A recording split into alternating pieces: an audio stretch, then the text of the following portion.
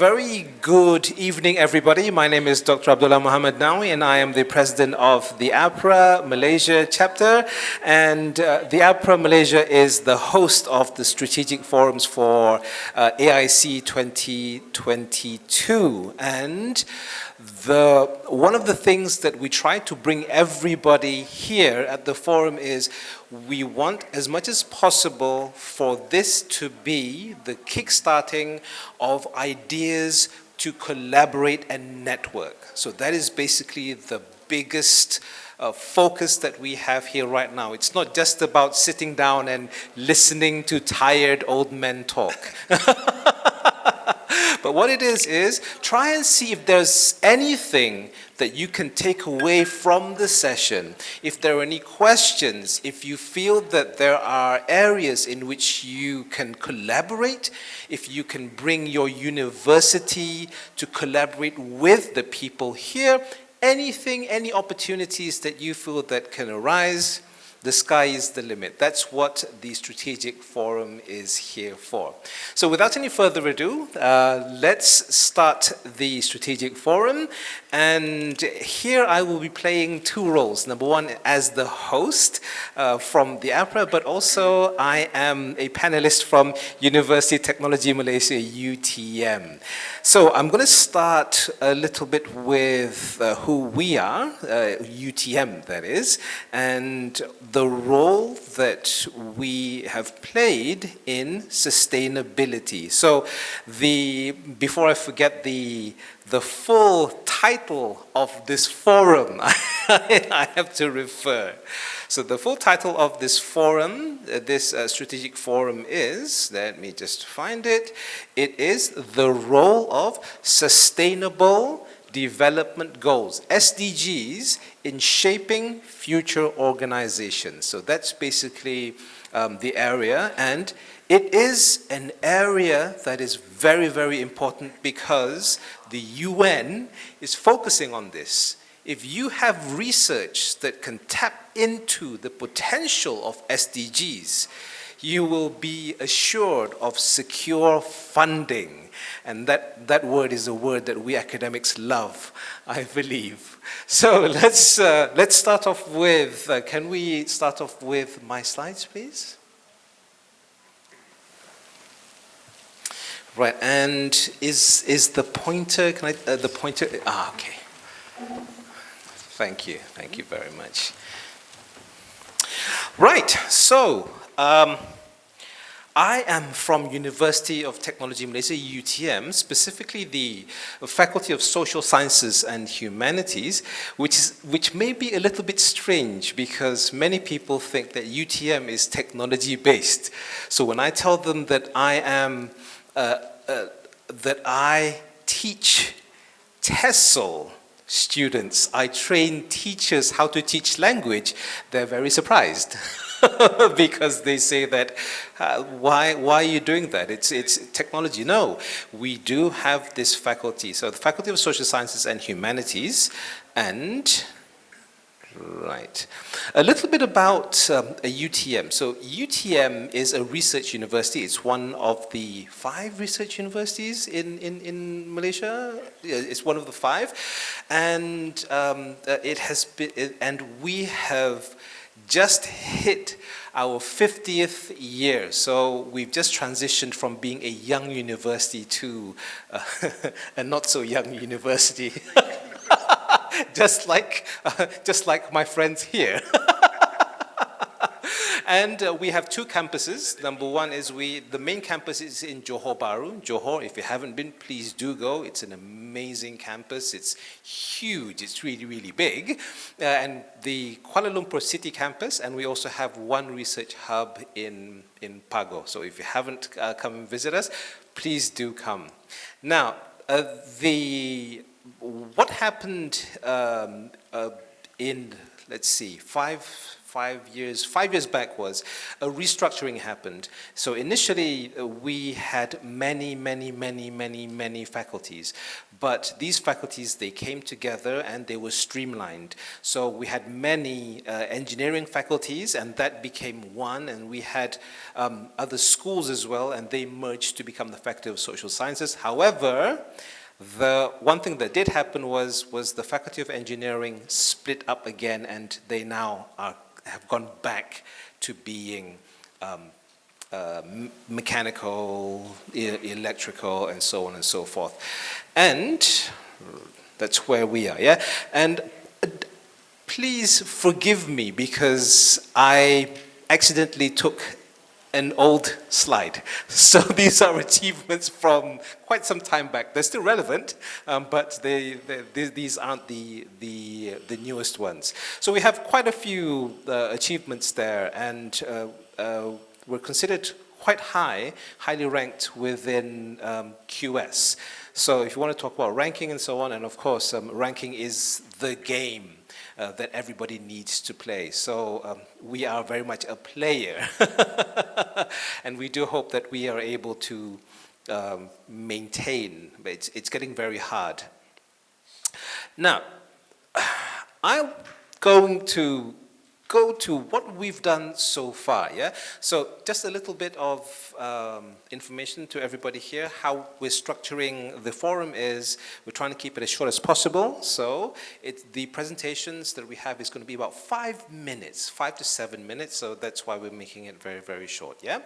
Now, UTM has been very active in building resilience and sustainability in a post-pandemic world. So what are some of the things that we've been doing now? And as with everybody here, we've all been affected by the pandemic. And the pivot that everyone, I think, can attest to is the use of technology and how everybody's using online tech and communication tech and trying to be more high-tech. But one of the things that does affect is the quality of humanity. We're beginning to lose this human touch, and this is one of the things that we still need to research. But according to this, what we've been doing is we have been very active in doing this.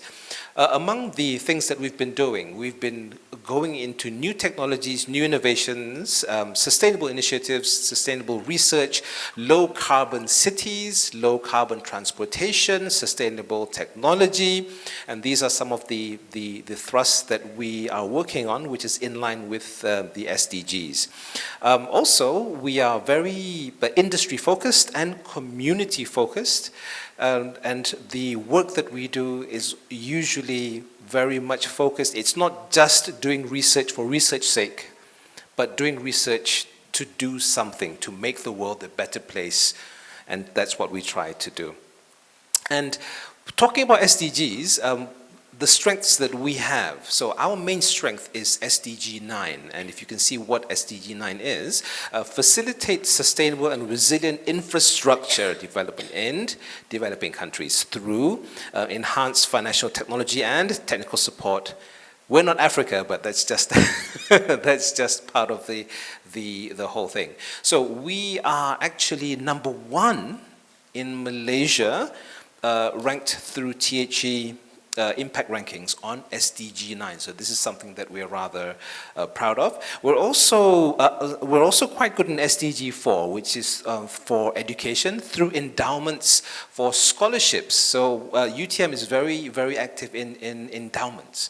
So when we get the money, we pass it on, and it's passing forward the ability, the access to education. So SDG 4 is another one of our strengths. And a little bit about some accolades that UTM has received for this year. We have been granted the green electricity tariff by TNB. So that's one, and the one that we're most proud of in terms of SDG is this one.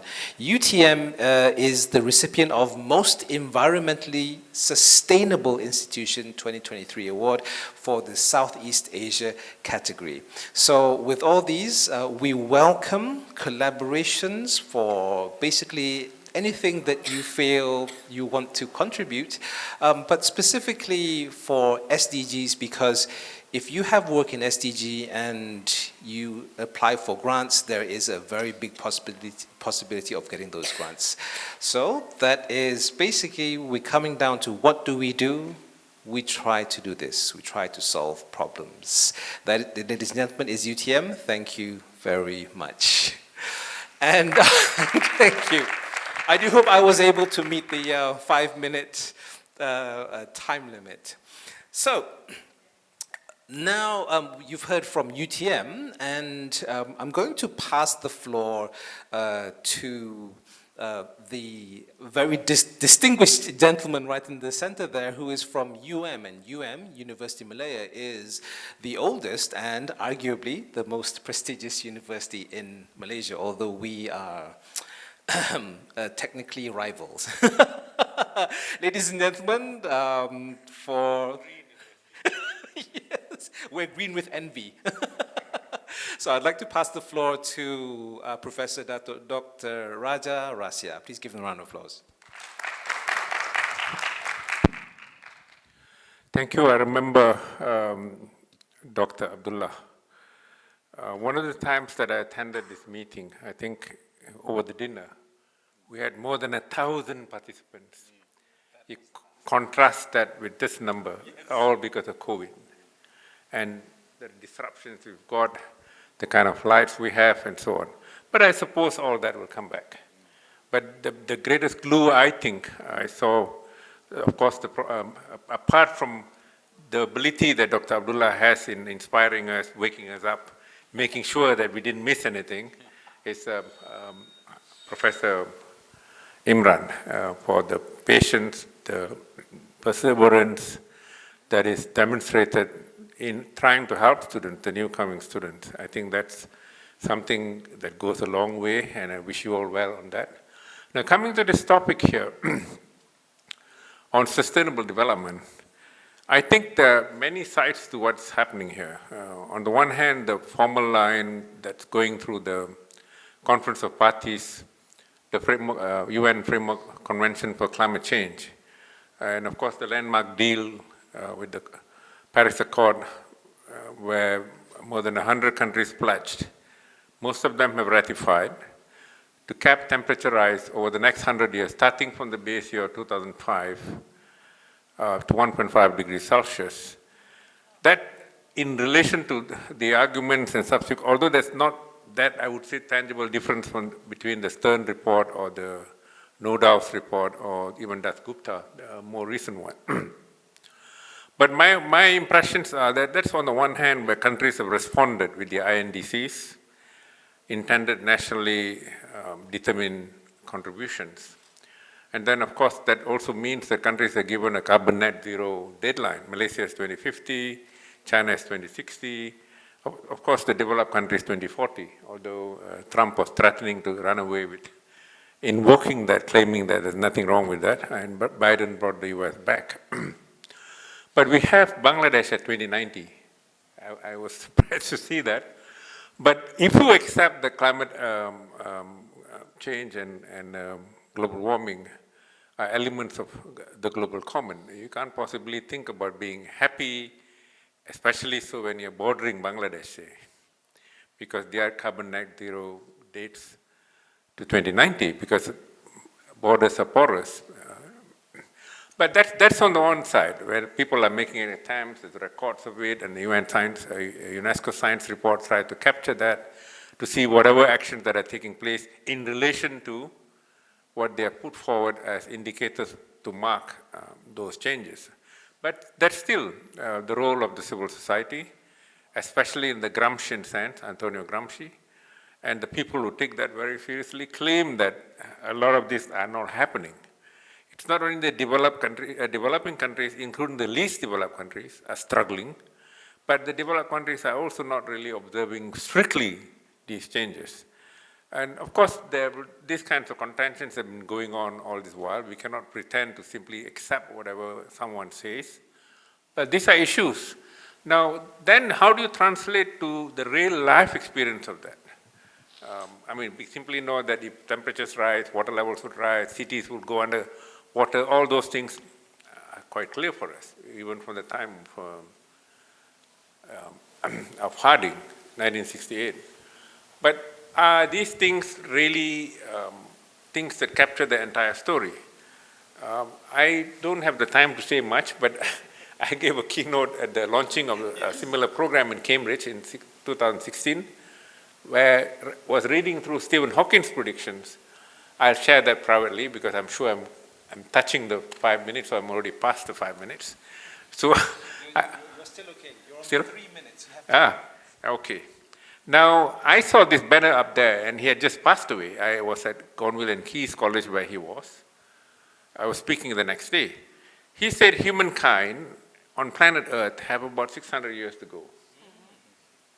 And he said that humankind, by the next 100 years after he passed on, I used to see him as a student, where the nurse used to walk some distance away, and he will be on a small wheelchair type of an automated vehicle, and he'll be moving.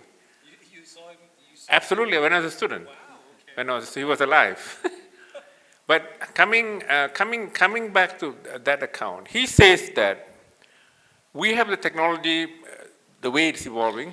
By the next 60 years, he says, even though it'll surely not go beyond 100 years, if we only are willing to use it, to move to planet Jupiter is talking about.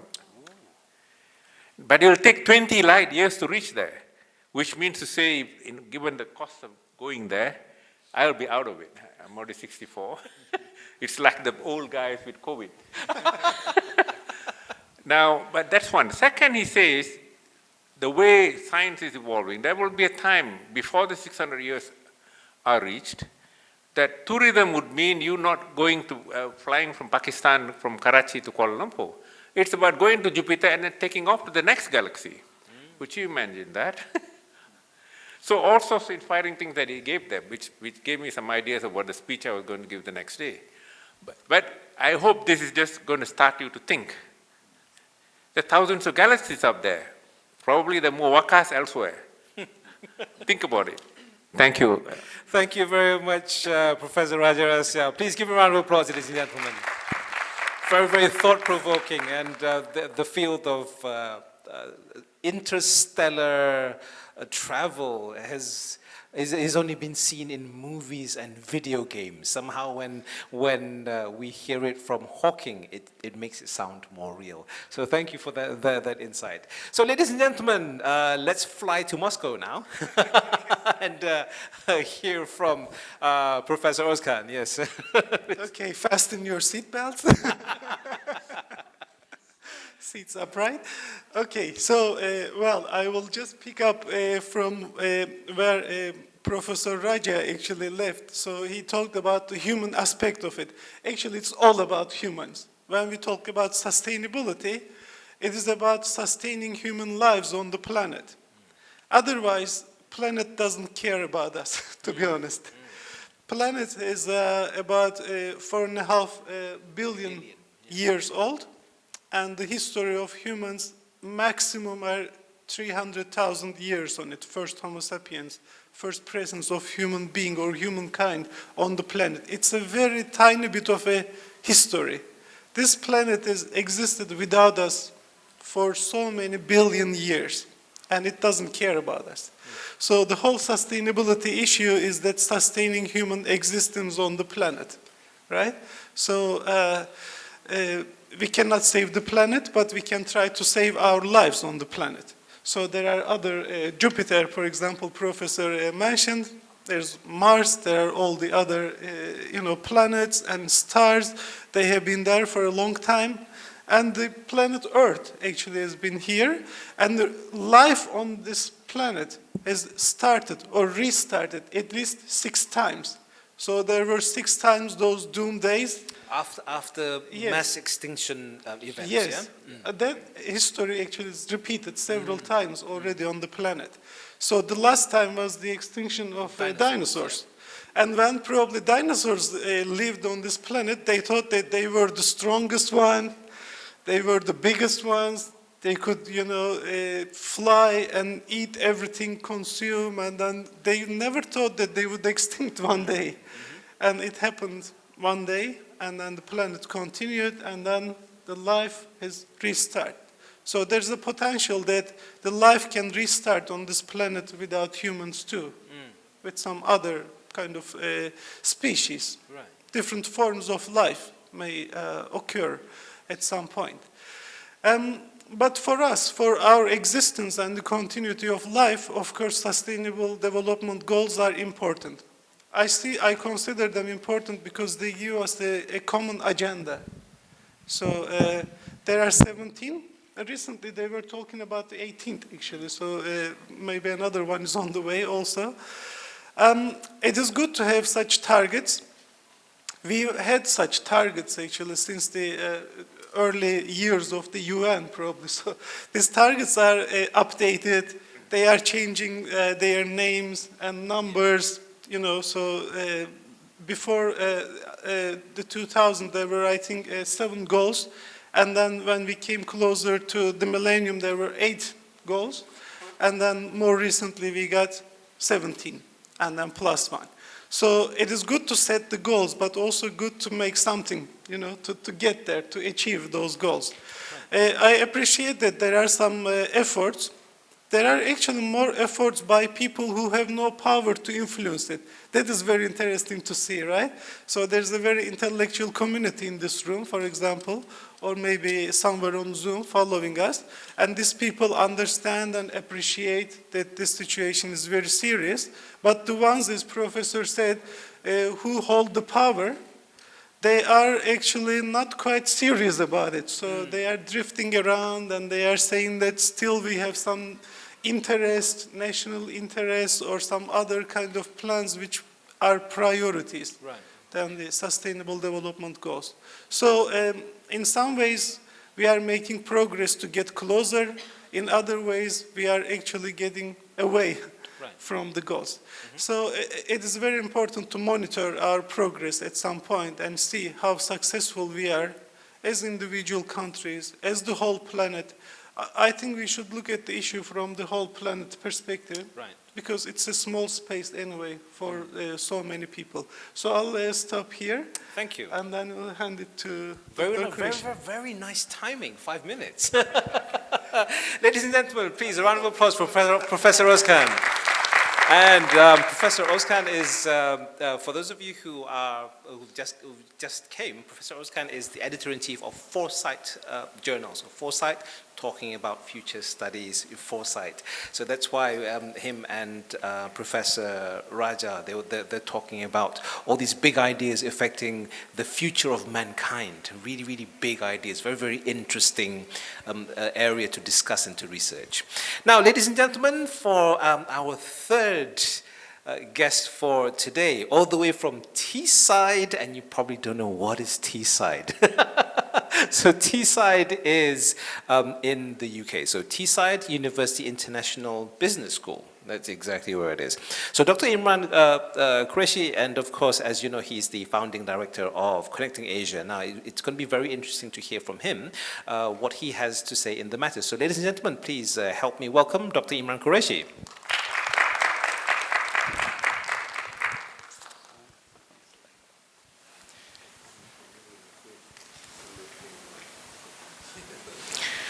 Thank you very much. So I'll be talking about my research and my role and how these sustainable development goals are reshaping future organization.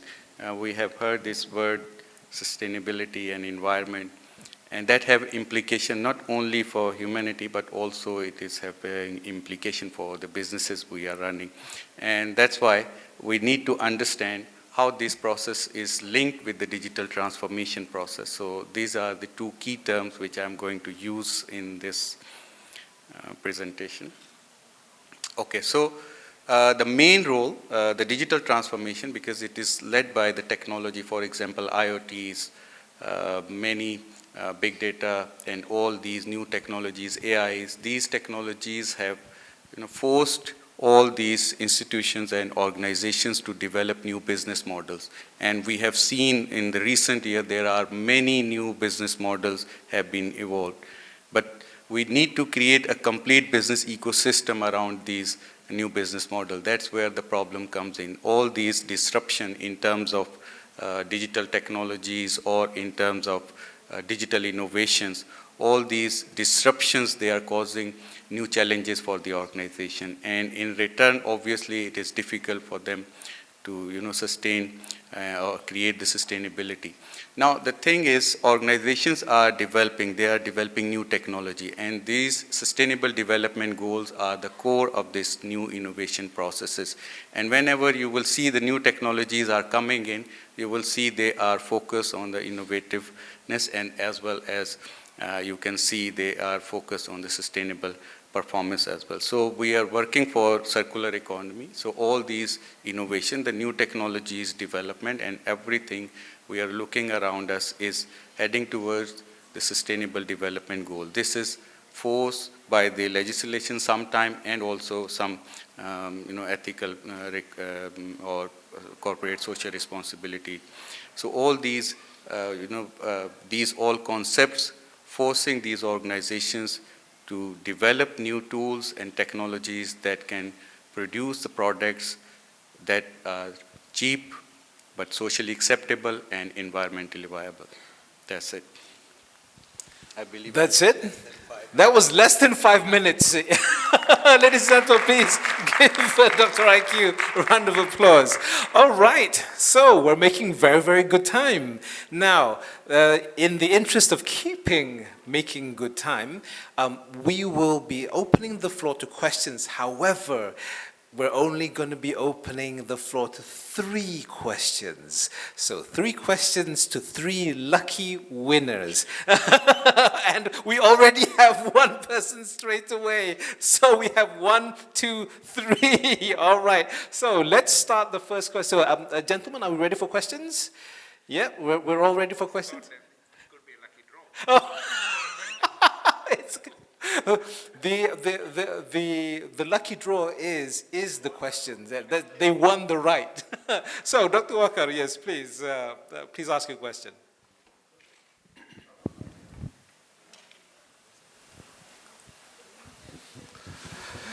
Hello, doctors. Thank you very much for your nice presentation, and very short and sweet presentation as compared to the session when I just realized it. Okay, the question is about Sustainable Development Goal, and as a whole you were discussing SDG Agenda 2030, which is set by the United Nations. And COVID definitely has changed the world, and digital transformation is helping with us. So my question is that, how is it now possible to be achieving this agenda, or at least which SDGs we are expecting to be achieved to some extent or to large extent by the 2030? And if it is extended, then what we are expecting that now, what will happen for the future? That is about the SDG 2030. Who would you like to answer the question? You see, it's a prize. You get to choose who you want. I have a meeting with Prof. Raja, so I can answer it tomorrow.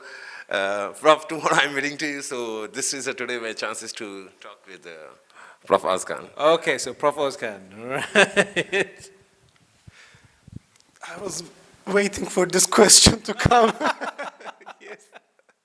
So yes, a very good question. So what do we need to do to achieve these goals? There are several answers to that, but there are some immediate things to be done. First of all, I think we should change the understanding of social and economic development in the world. So our current approach to social and economic development is based on the growth theory. The problem with the growth theory, very briefly, is that you cannot grow continuously in a planet with some clear boundaries. So first thing we need to do is actually to move away from the growth theory, which is based on a continuous generation of wealth, continuous generation of capital, continuous use of our limited resources and making profits. For example, when a company is formed today, even a small SME, their goal for tomorrow is to grow. So they want to grow, they want to have more people, they want to generate more income, they want to capture more markets. But this is actually not always possible, especially when we have limited resources. So we should move away from this growth theory to degrowth. Our goal, degrowth, yes, yeah? degrowth. That's very interesting. Our goal shouldn't be to create like a more income, continuously increase our size, continuously expand in different markets, not to increase wealth, but to develop welfare. So the indicator actually should be changed from wealth creation to welfare creation. Yes. And making this also like spread. So that is the second point. So it shouldn't be like a top-down approach. It should be more bottom-up. And we should make sure that we are not leaving anybody alone or behind when we are making progress. So the welfare should be distributed equally. Right. So that is the second principle. So moving from growth to degrowth, and then making this bottom-up by including all the stakeholders and different groups, minorities, to make sure that we have a balanced society. Right. You know, so in some cities, for example, now we have a lot of gated areas. This city is actually relatively well compared to many other cities, but in some cities you see like extreme, gaps between rich and poor. It's not a pleasant place, I mean. So a real good, well-developed city is a city that you can walk on the street safely, right? And the real richness is actually that you don't need any guards with you.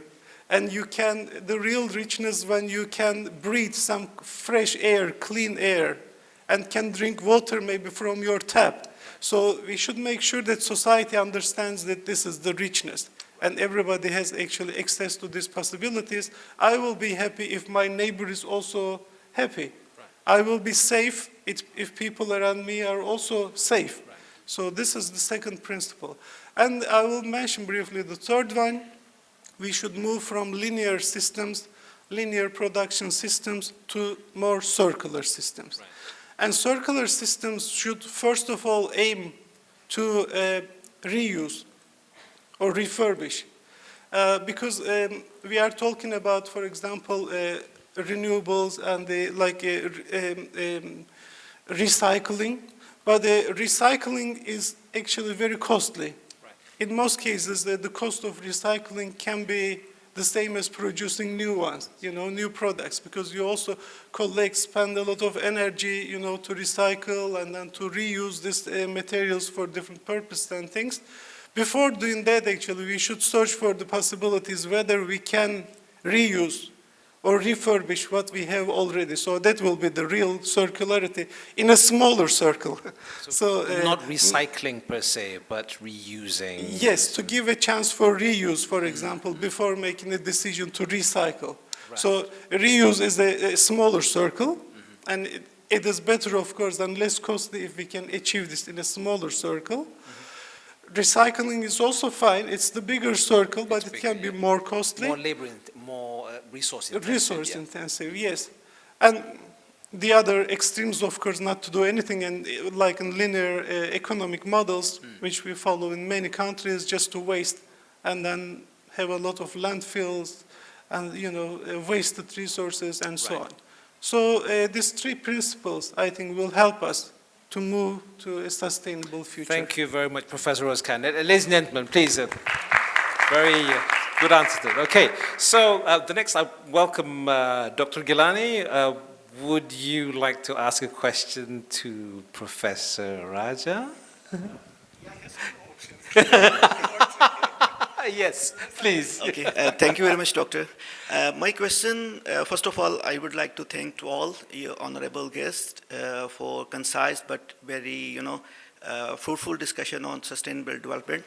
Okay, my question for Prof. Raja Rasia, that today world we are consuming our world resources rapidly, and a researcher said that by 2050 the world will not have enough resources to sustain life over there. So the level of resources will be very scary by 2050.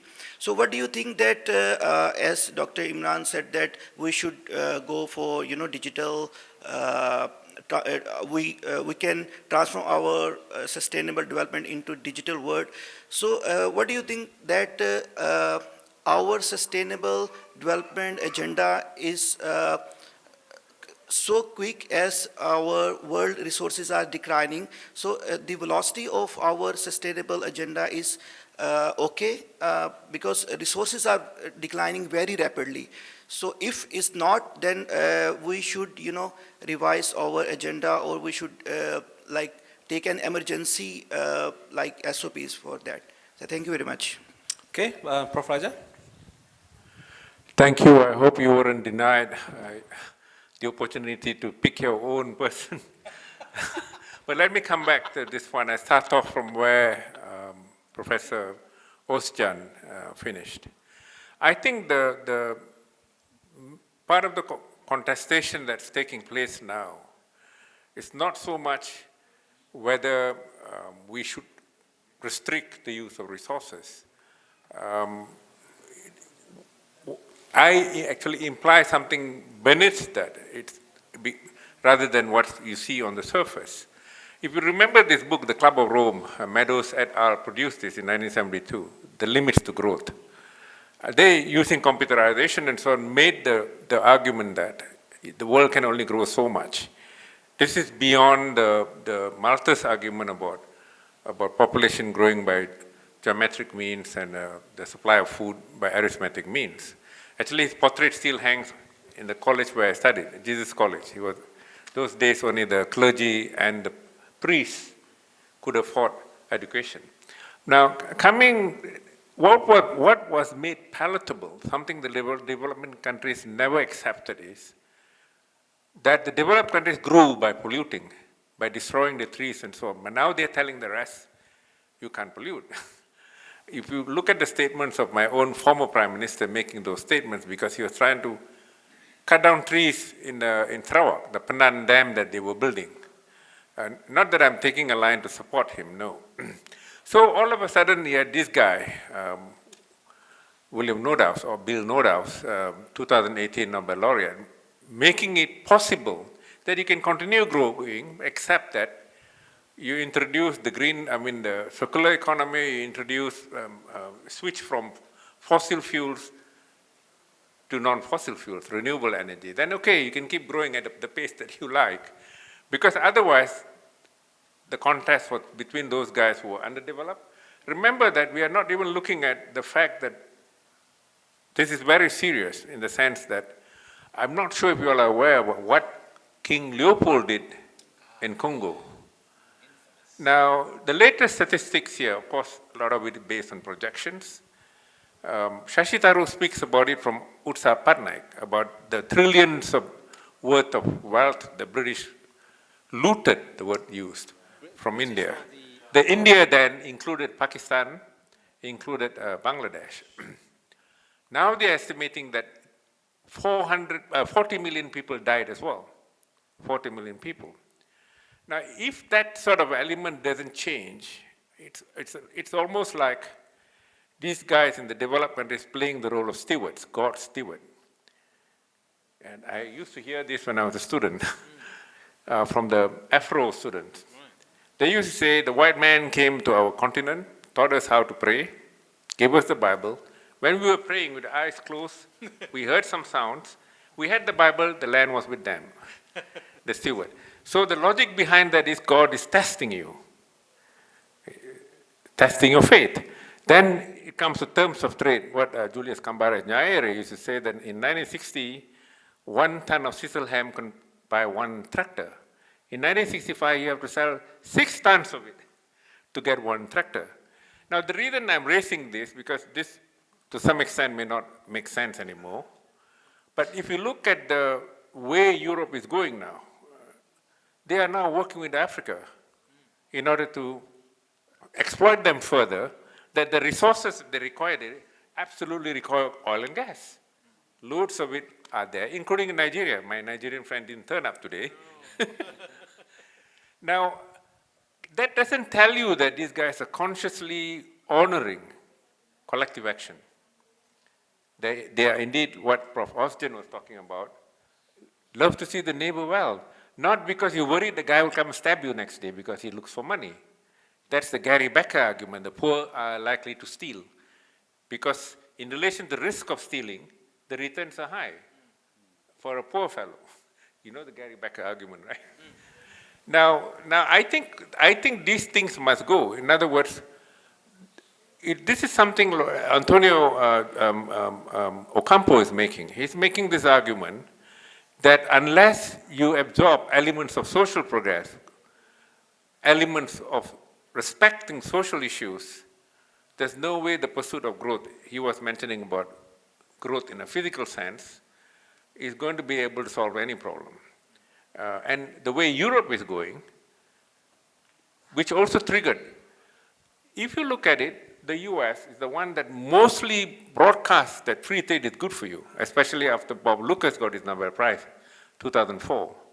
And that's the stand Ben Bernanke took when he replaced Alan Greenspan as the Fed chief. The US economy imploded very quickly. Are they taking that? They are the most protectionist now, trying to contain everyone. And not only that, they take unilateral action. They always like bilateral relationships for that. Even if they join a multilateral organization, their actions are always unilateral. So we don't, this is the question of power. Karl Polanyi, you go back to Karl Polanyi in 1944, the Great Transformation. Unless we address those kinds of problems, we are back to square one. I mean, on the one hand, you say this is the virtue you must take, we will be surely safe from it. But what is hidden that you cannot see, but subsume in what claiming, is the hidden in greed behind what they do. So if we don't solve all those things, which is also recently manifested in something that has gone against, which is to impose sanctions. But it's worked backwards now. When Biden said the day after the war started in March, Biden made the point that he will turn the ruble into rubble. Of course, the ruble fell for a while, but it's stronger than the US dollar now.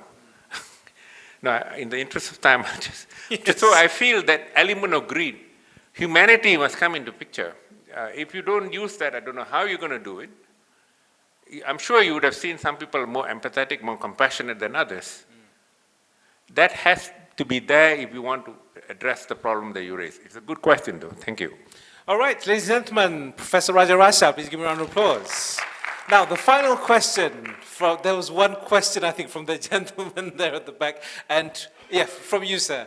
Yes, and to the one, the last one standing, and we'll try to make this as fast as possible. Yes, sir. He is definitely the one I wanted to ask. Yes, okay, Thank good. you. I wanted to ask you about the digital transformation. You know, the way emerging technologies are coming, what are the implications to education for the future? How do you forecast the role of a teacher in the future, considering the digital transformation where there are new technologies? Are we going to wake up one day with the technology that completely replaces a teacher? Thank you. Very clear-cut question. Dr. Imran, you have 3 minutes. Yeah, I think it is called karma because the same question I asked from one of the participants in the first panel. Okay, so yeah, I answer this question because in pandemic we learned many things, especially teaching online. And when the word is becoming, you know, on your fingertip, the role of a teacher is becoming more global. So we are not the people who just teach in the classes anymore. So we are the people who lead the word nowadays. And I believe it's not like we are teaching the slides or we are teaching the concepts. We are just teaching how to think. And we are guiding new people how you can think and how you can develop the art of thinking and finding the resources I believe the teaching role would be there, but the context would be changed because we are teaching everywhere. You have seen a lot of people, they are buying these online courses now, and maybe universities' degrees, maybe they were becoming irrelevant in future, but not the teachers. The university degrees are different than your skill set. So if you have skill set and you can transfer them, obviously the world is waiting for you, and the role would be obviously changed, but we need to learn new skills based on, yes, that's how the future teachers are going to be. Thank you. Right, thank you very much. Please give Dr. Imran a round of applause. And that, ladies and gentlemen, wraps up our strategic forum for today. Let's give everyone here a round of applause for you as well for staying. Thank you for staying.